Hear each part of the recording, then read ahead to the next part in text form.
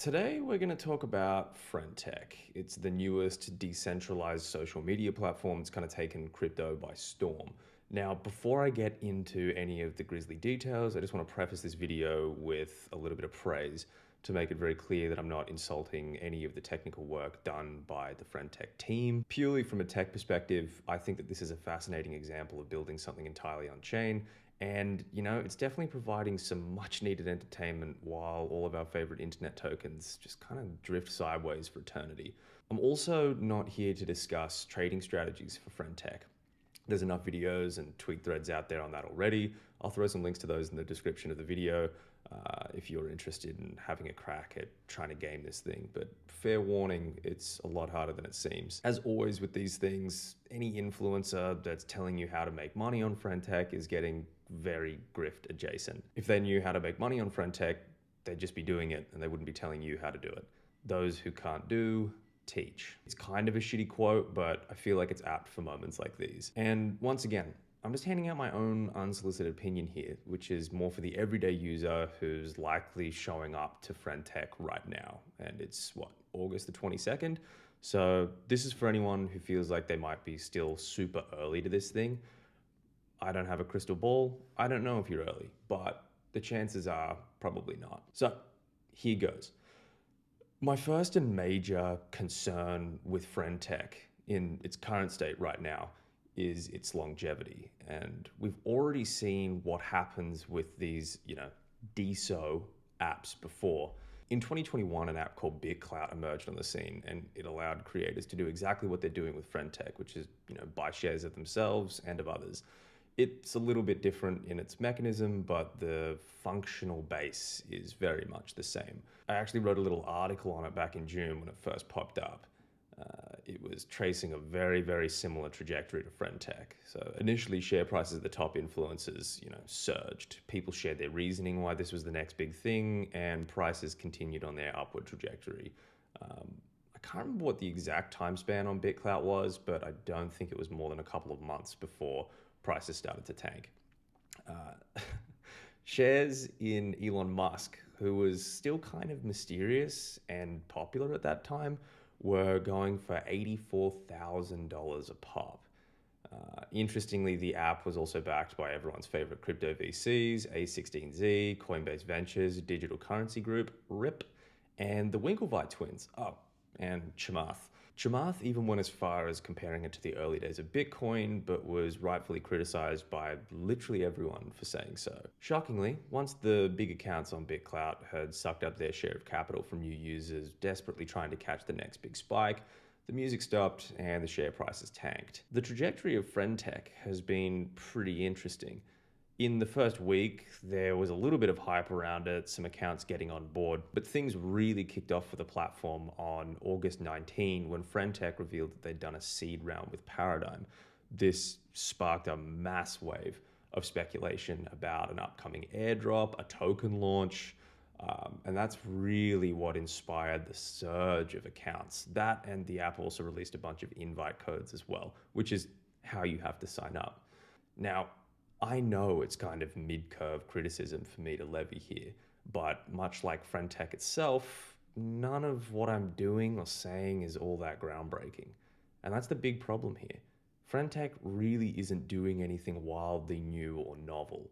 You pay money to buy shares of your friends, maybe you sink something like half an ETH into your favorite B-grade influencer, and all you get is access to a private chat where you can see their messages. Remember that they don't have to reply to you individually. No one else can see your messages. It's literally just them posting whatever they want. While this is kind of a solid use case for degens looking to join very selective alpha group for those influencers with massive amounts of followers, it's still extremely limited functionality for the price tag. For Kobe's account right now, there's only 159 holders, but the price of a single share is 2.3 ETH.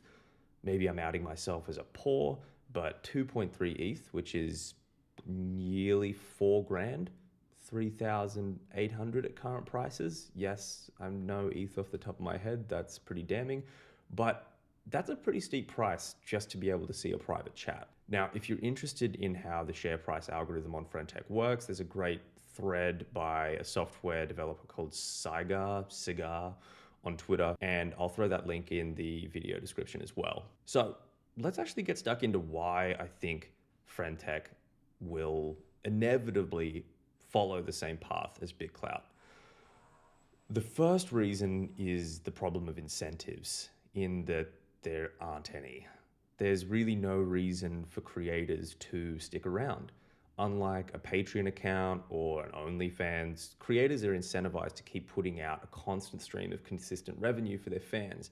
On Friendtech, you're not encouraged to pay reasonable sums of money to subscribe to an influencer and receive their content. You're encouraged to deposit a significant amount of capital up front in a bid to try and catch the next big thing, which, with shitloads of bots now programmed to buy shares of notable users the second they debut on the platform, it's actually a good deal harder than it might seem.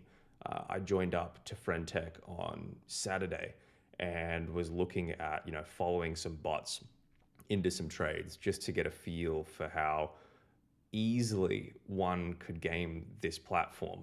And it was a lot more difficult than anticipated. Again, I'm probably outing myself as just a really shit trader here, but that's the truth of it. If you think that you're going to have an edge on top of the number of users on crypto Twitter and the window that you need to have to make a significant amount of money on these things is extremely short. Essentially, it's this promise of an elite hyper-selective group chat that draws in the bulk of users. That's the big sell. But those that are smart and well-connected enough to get in super early understand that this narrative is kind of bunk, but they leverage it to pump their bags. If these users are fast enough to be on top of a major account that early, they're also smart or well-connected enough to realize the clock is ticking and they're just waiting for the right time to sell. So the second big reason that I think that Friendtech is kind of doomed in its current state is just the general game theory at play with financialized social media apps that don't have any incentives. Now, I know, another game theory bro, but here we go. Because this thing is essentially a speculation machine built on a speculation machine, once the majority of early users feel the top has been reached, the only play left is to sell and to try to not be the last one holding the bag. Again, because there's no major incentives for big accounts to keep using the app, the chances of them returning to it and sticking around and providing a lot of value long term are pretty low. And even though NFTs are often heralded as the most speculative of speculative investments, there are actually reasons for holders to hang on to them in the long term. In the case of Friendtech, there isn't. Once the selling starts, it's unlikely to stop. Now, before I wrap up and make it seem like I'm just dumping on Friendtech as hard as I can, I just want to point out some good things as well. As far as crypto native UX goes, Friendtech is easily one of the best beta versions of anything I've ever seen in this space. You bypass Apple's App Store by downloading the app directly from your browser. There aren't shitloads of MetaMask signature requests asking you to sign for transactions every time that you buy and sell shares. That's massive. It's a great step forward for crypto UX.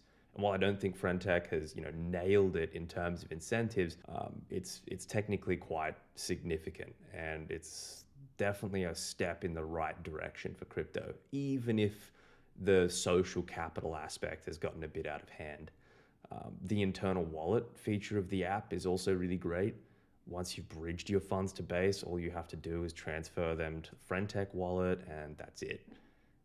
No convoluted third-party apps to move funds around internally. Literally just bridge and you're done.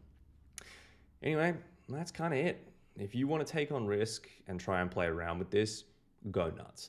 But at this point, don't expect to make shitloads of money. If your Twitter is saturated with conversations and screenshots of something, the chances of you making money by being early to it are now pretty slim. And I think that I can't criticize it too heavily because this is crypto and speculation is built into crypto. Anthony Sassano said it best. I'll stick the screenshot here. For some reason, I can't find it. But, if you're in crypto and you don't like speculation, it's like being a gardener and not enjoying gardening. If you enjoyed me talking complete smack about crypto, make sure to do the whole thing of like and subscribe, etc. This is a brand new account. All that stuff will really help with the algo. You can follow me on Twitter at @thecryptojourno. I kind of spend all my time literally just reading, researching, and writing about crypto for full-time work anyway. So this is just a necessary byproduct. I also have another channel called NGMI, where I'm going to start putting longer form video essays. This is going to be the talking head channel where I kind of just go through the topical issues, day-to-day thoughts, nothing spectacular, but just my own little opinions on stuff. So yeah, if you enjoyed this, give it a like, give it a sub. Have fun, stay safe, speculate, but not too much.